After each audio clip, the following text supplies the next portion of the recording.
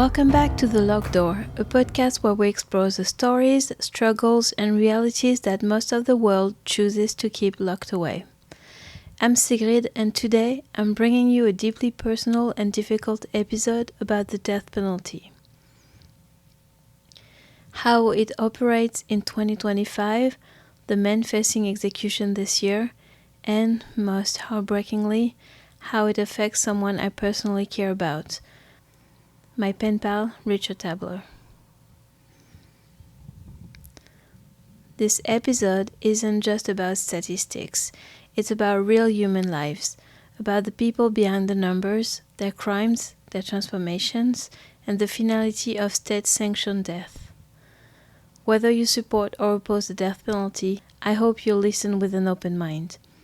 Because once you know the full picture, it's not so easy to look away. The US continues to execute people in 2025, and in just the first 2 months of the year, we've already seen major cases. Marion Bauman Jr. was executed in South Carolina on January 31st. He maintained his innocence since his arrest until the end. He even refused to fight for clemency because he did not want to spend his life behind bars for a crime he did not commit.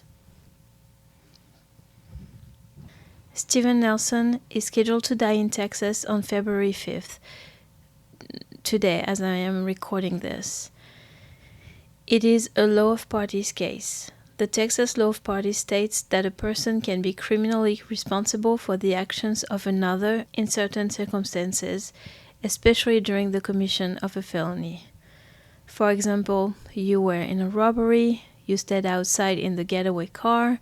During the robbery, one of your co-conspirators shoots and kills someone, you are equally responsible for the murder, even though you, 1, did not kill anyone, 2, were not even aware a murder would be committed or even happened.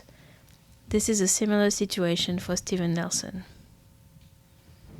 Demetrius Frazier will be executed in Alabama on February 6 by nitrogen gas, which has been ruled that the protocol does not violate the 8th Amendment against cruel and unusual punishment.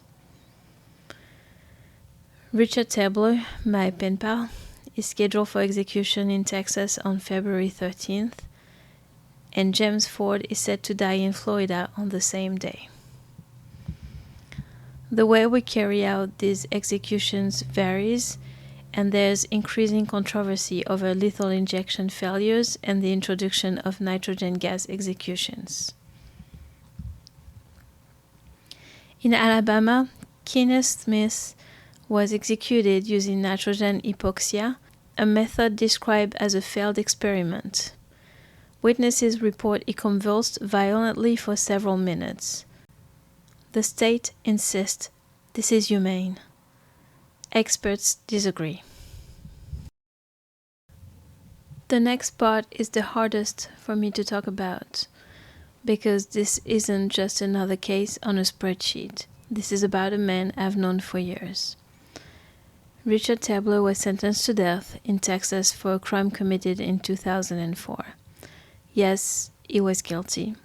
Yes, he took lives. And he will be the first to tell you that he deserved to be punished. But what happens when a person changes? When they regret their actions so deeply that they no longer even see themselves as deserving of any type of love. I met Richard through letters, and over time we became friends. I've read his words of repentance, his struggles with self-worth, and his transformation into a man of deep faith. He's helped others on death row in their last moments, comforting them, leading them to baptism before execution, even. Through his writing, art, and conversations, he shares his reflections, compassion, and insights, bringing light and encouragement to others, even in the most difficult circumstances. Richard has also been a deeply caring and supportive friend to me personally, especially during moments when I felt alone and depressed. He has a remarkable ability to lift others' spirits. despite the gravity of his own situation. Richard's kindness is evident not only in his words but also in his actions. He has sent thoughtful gifts to my family and me, including books for my son, a teddy bear, Christmas presents, and flowers for my birthday, always ensuring that we know we are loved, cared for, and thought about. But soon, he will be gone, and there is nothing I can do to stop it. How does that make sense? Does execution serve justice, or does it just add more death? Richard asked me to send this message. He says, I greatly appreciate your prayers and such, but pray for those I'm leaving behind. Pray that God give them all strength to carry through this most difficult time in their life, and ask that everyone not be angry with the prison staff or execution team on that day for following through with the judge's order, because it's not their fault. Even though I'm not the same man I was 20 years ago, I forfeited my life when I pulled that trigger. I wasn't scared then, and I'm not scared now as I go to join Jesus. I really struggle with not being angry with prison staff or execution team, because even though it's not their fault, then this is the job that they choose to do, and to kill people as a living is not something that I can comprehend or accept. But he also says that the team they have right now is apparently shows some compassion, and so I guess that's better than none. But I definitely struggle myself with this specific part. Like, of course I'm angry. But anyway, the US is one of the last developed countries that still uses the death penalty. In 2024, 24 people were executed. In 2025, that number may be even higher. But here's the thing. Do we trust our justice system to get it right 100% of the time? Because history tells us that it doesn't. According to the Death Penalty Information Center, at least 190 people have been exonerated from death row since 1973. That means nearly 200 people were almost executed for crimes they didn't commit. And even if guilt is certain, do we believe in redemption? If someone like Richard changes, if they do good from behind bars, is there value in letting them live? And then there's the method of execution. Alabama just performed its first nitrogen hypoxia execution, something that's never been tested on humans before. States argue it's painless. Witnesses to Kenneth Smith's death say otherwise. Should we be experimenting on people like this? At the federal level, things are shifting. President Biden commuted 37 federal death sentences to life imprisonment, leaving only 3 people on federal death row. However, Trump is making sure the rest of their life will be as miserable as possible by sending them to a supermax, where visits will still be behind glass. They will only get 1 phone call a month and no emails. But this is the sidebar. The main point is that President Biden did commute most of federal death row sentences. However, his decision to leave 3 individuals, Robert Bowers, Dylan Roof, and Zohar Tsarnaev, all 3 convicted of high-profile mass murders, on death row, sends mixed signals.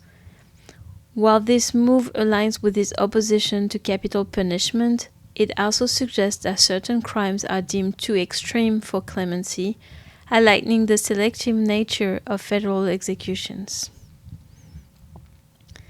This raises an important question. If the federal government is scaling back on executions, what does that mean for the states? Because while federal death row may be shrinking, in states like Texas, Alabama, and Florida, the death penalty isn't slowing down. So the question is, should it? So where do we go from here? If we are going to have the death penalty, we have to ask the hard questions. Are we okay with the risk of executing an innocent person? Are we comfortable with botched executions and untested methods?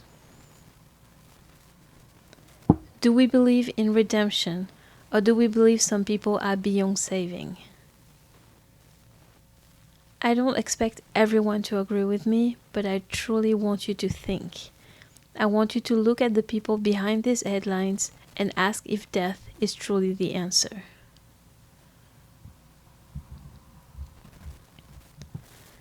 For me, the answer is clear. I cannot support the death penalty.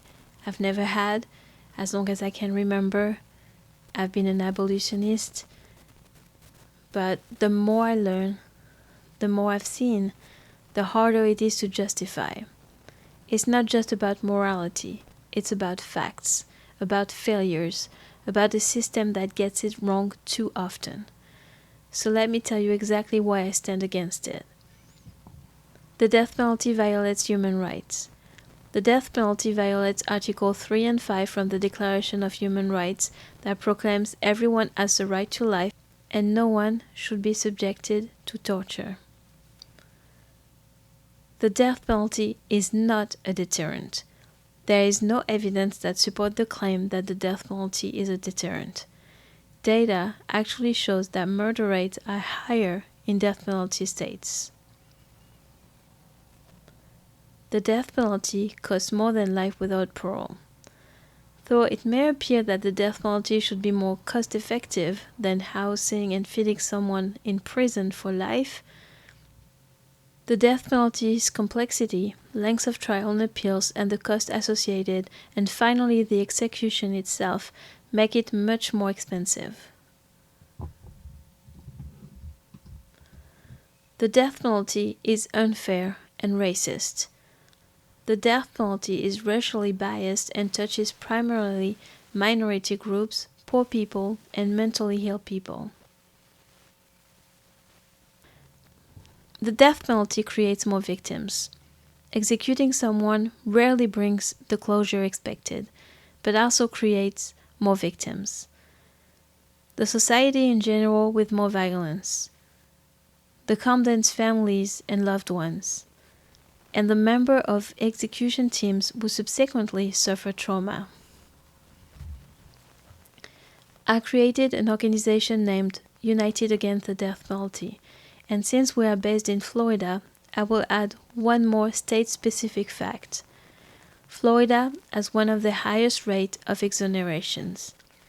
Since 1973, more than 190 people have been released from death row with evidence of their innocence, including 30 in Florida, more than any other state. If you are moved by this, there are ways to take action. You can write to people on death row. You can support organizations fighting for fair trials and against wrongful convictions. If you're in the US, you can contact your representatives and demand an end to capital punishment. And if nothing else, you can share stories like Richard's, because the more people know, the harder it becomes to ignore. That's it for today. Thank you for listening to The Locked Door. If you found this episode thought-provoking, please share it, leave a review, and stay connected. Until next time, keep asking the hard questions.